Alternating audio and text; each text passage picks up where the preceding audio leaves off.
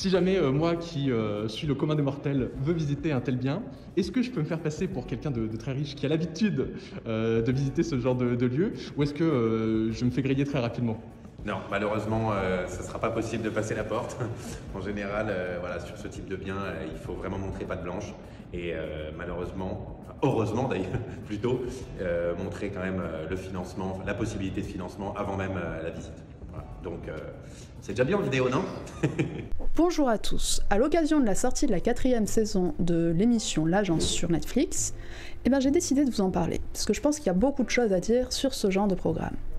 Pour commencer, il faut déjà aller dans ce qu'on pourrait dire l'historique de ce genre d'émissions, c'est qu'elles sont inspirées par des programmes américains qui sont beaucoup plus maximalistes, ostentatoires. C'est vraiment l'argent montré dans son côté le plus presque décadent, avec vraiment des villas avec des palmiers, des trucs comme ça, ce que nous en tant que Français on pourrait qualifier un peu de mauvais goût, de tape à l'œil ou ce genre de choses. Alors que là, quand c'est cette famille, la famille Kretz, qui fait visiter des appartements, on est beaucoup plus dans le smart à la française, la classe, ce genre de choses, des appartements haussmanniens, même quelque chose un peu de patrimonial.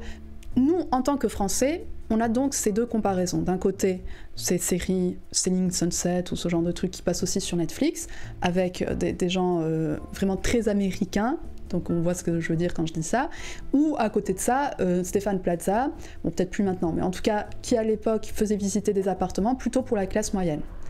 Et le public, enfin je sais pas le public cible, mais en tout cas la clientèle cible de cette famille, ce n'est pas n'importe qui, ça va être des ultra riches.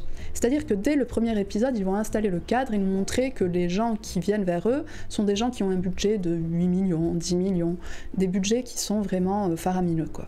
Leur excuse, ça va être de montrer qu'ils veulent se mettre au service de personnes exceptionnelles, ils disent souvent ça, on est au service de gens extraordinaires pour visiter des lieux extraordinaires.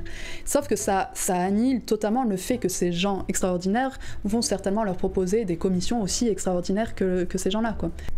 Grâce en plus à l'émission, ils ont pu doubler leur chiffre d'affaires. Le volume des biens, on trouve sur internet, sur le site Toute la télé, a atteint 250 millions d'euros de valeur vendue pour l'année 2022, soit le double de l'année précédente. Martin Kretz et ses frères touchent 3% du montant de la vente en commission. Il est expliqué après qu'ils se partagent eux-mêmes toutes leurs commissions. Comme toute télé-réalité, il y a une scénarisation des dialogues et donc aussi une caractérisation presque à l'extrême de certains profils. Donc on aura, je sais pas moi, l'entrepreneuse dans le premier épisode, l'ancien noble. J'ai revu le premier épisode hier pour me rafraîchir la mémoire, mais plein d'autres profils comme ça. Ce qui est encore plus intéressant sur cette caractérisation, c'est que la famille même, qui sont les 4 ou 5 protagonistes principaux de notre émission, subissent en fait aussi le même sort. C'est-à-dire qu'on va avoir le patriarche, qui est le père Olivier, je crois, c'est lui qui a commencé, son épouse, qui va être plutôt la voix de la raison, celle qui va aider à résoudre les conflits, l'aîné qui est sur le même modèle que le père, qui est donc celui qui décide, celui qui est dans le contrôle, qui est assez tatillon, ensuite Valentin qui est le cadet, je crois, enfin celui du milieu quoi. Ensuite on a Louis qui a 25 ans au début de l'émission, qui est celui qui n'y arrive pas, donc le lecteur qui manque de confiance et qui est souvent en proie au syndrome de l'imposteur peut se voir, peut se projeter sur ce personnage, et après le petit jeune de 16 ans qui est encore au lycée. Ce qui est intéressant, c'est qu'ils nous présentent dès le premier épisode leur choix de travailler en famille comme quelque chose de très étonnant, comme quelque chose de très original, alors qu'on sait que c'est comme ça que fonctionne la bourgeoisie. Il y a vraiment un système de népotisme qui fait que souvent, un fils de médecin aura plus tendance à être médecin, un fils de notaire aura plus tendance à être notaire, ainsi de suite. Cette famille, le fait d'être bien né, offre une sécurité. Puisque Louis, donc celui dont je parlais, qui est pas très doué, bien sûr que dans au sein même de l'émission, dans la narration même de l'émission, le spectateur va éprouver de l'empathie pour lui, pour ses déboires professionnels. Enfin, si on décide de voir ça d'une autre manière, on peut se dire que ce jeune homme profite quand même d'une grande sécurité, puisque malgré son incapacité à travailler aussi bien, on va dire entre guillemets, que les autres, il a une place assurée au sein de la famille. Et c'est pareil pour le plus jeune. Il va essayer de faire des études, je crois qu'il va les abandonner assez rapidement pour commencer à travailler avec eux. Et donc on voit comment le fait de naître dans une famille bourgeoise, enfin comment la reproduction en fait est vraiment un système injuste qui permet à des gens qui n'ont pas forcément fait d'études de prospérer dans un domaine parce que leur famille a prospéré dans celui-ci. C'est le genre de personnes qui ne pourront jamais ressentir l'échec comme n'importe qui le pourrait. Ce qui est vraiment intéressant dans ce que montre cette famille, c'est comment fonctionne justement une dynamique de groupe comme ça, où il va y avoir vraiment des cercles de domination qui vont se mettre en place.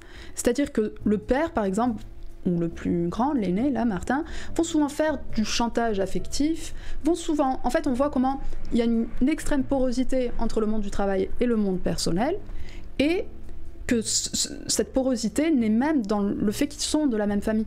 Le fait qu'ils soient de la même famille force le père, enfin en tout cas c'est beaucoup plus simple de jouer sur une corde sensible dans ce genre de cas, et en fait ça montre comment le néolibéralisme fonctionne, c'est-à-dire que souvent les patrons sont beaucoup plus accessibles, plus sympathiques, ils vont peut-être aller boire un pot avec l'équipe à la fin de la journée, n'empêche que le lendemain c'est eux qui vont insister pour qu'on appelle tel client, pour qu'on fasse ci et pour qu'on fasse ça, et ça montre vraiment bien ça, je trouve. Comme on le voit dans le premier épisode, dès le début ils ont montré que le fait d'être une famille était un argument marketing.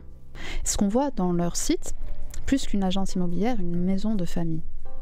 C'est ce qui met en scène que le néolibéralisme montre, ça vient dans toutes les sphères de la vie. On n'a plus des amis, on n'a plus de famille, on est une marque.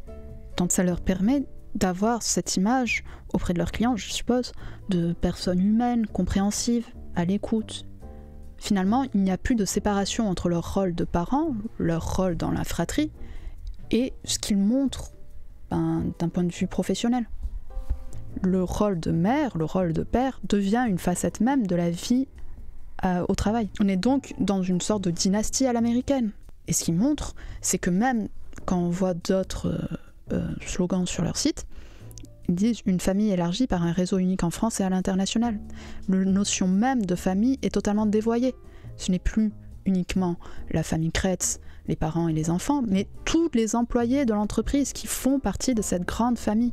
Ça montre aussi comment la répartition des rôles est souvent très genrée, même dans ces milieux qui ont l'air d'être très progressistes plutôt. On le voit avec la mère, donc comme je disais, qui est souvent la réconciliatrice, ou avec les belles filles qui, souvent dans la narration même, apportent un peu de défi, un peu d'aspérité, on va dire, par rapport à la cohésion familiale. Puisque à un moment, une d'elles voudra aller, je sais plus, au Portugal ou un truc comme ça, et il va y avoir toute une intrigue sur plusieurs épisodes sur est-ce qu'ils vont déménager, est-ce qu'ils ne vont pas déménager. Ça va être donc l'aîné, encore une fois, donc ça va être vraiment, l'accent va être mis sur la souffrance qu'il éprouve d'être séparé de sa famille. Et finalement, puisque le projet va capoter, je crois, à cause du Covid, jamais on va mettre, à ce moment-là, on va zoomer sur la souffrance de la fille qui n'a pas eu son projet professionnel réalisé, quoi. C'est toujours ça.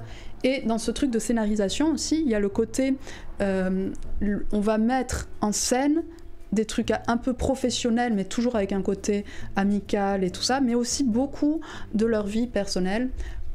Ça, et ceci en fait afin de provoquer, comme je disais, l'identification du lecteur.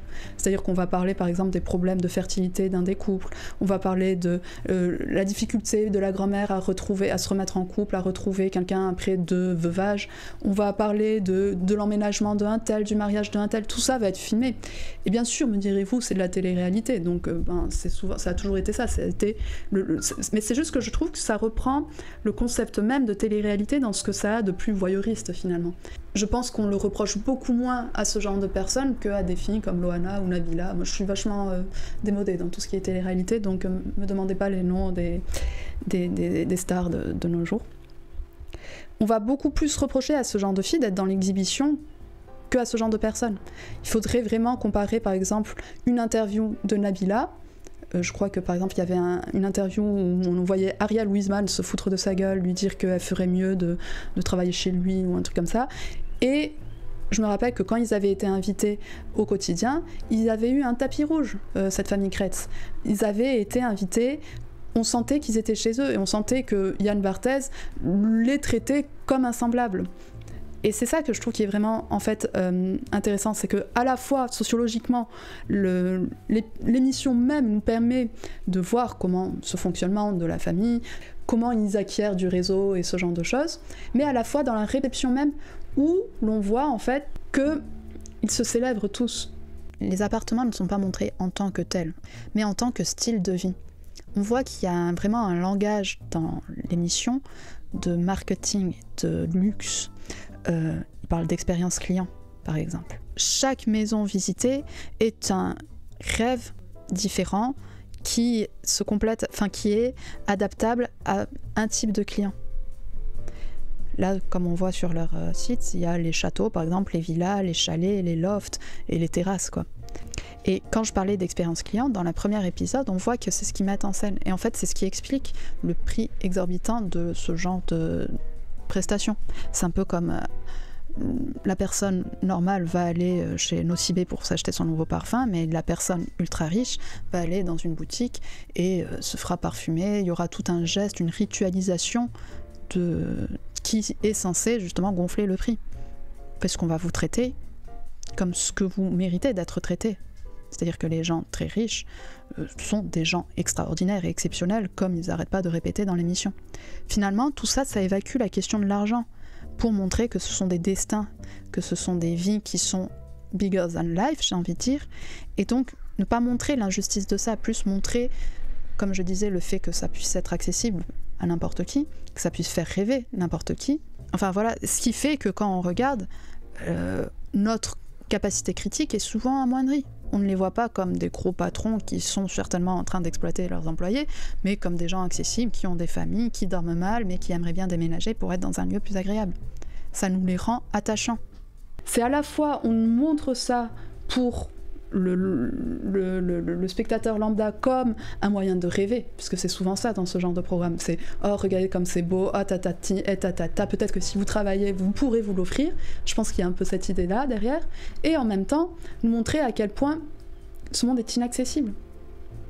Puisque il fonctionne par code, par langage, et donc on voit qu'il y a tout ça sur le côté aussi, le storytelling. Quand on regarde notre expertise, par exemple, dans leur site, on voit que le langage, que les mots sont vidés de leur substance pour apporter quelque chose de prestigieux, mais d'un peu vague. Par exemple, ils disent « La valeur d'un bien ne se mesure pas à son prix, mais aux émotions qu'il procure ». Cela se traduit par un storytelling sur mesure, car chaque propriété a une histoire à raconter. Et on voit, en fait, c'est ça, la patrimonisation qu'on voit dans l'émission, où on a l'impression qu'ils nous montrent des châteaux, ceci, de ça, qui s'intéressent à l'histoire et aux histoires derrière, et ben en fait on voit que non, tout ça ce n'est que du storytelling bas de gamme qui est réplicable à l'infini.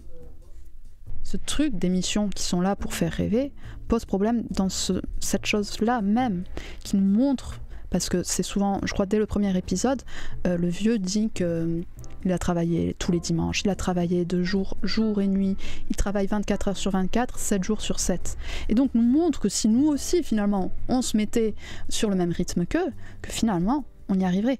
Que si on n'y arrive pas, c'est une question de volonté et non pas de pactole de base, non pas de réseautage, non pas de... Enfin, je pense que même un agent immobilier moyen ne gagne pas ce que eux gagnent, non pas ce type de client. J'ai envie de savoir, moi, comment ils ont réussi à... On a l'impression que c'est montré d'une manière presque magique. Comment ils ont réussi à avoir ce carnet d'adresses? Comment ils ont réussi à passer dans l'immobilier d'ultra luxe?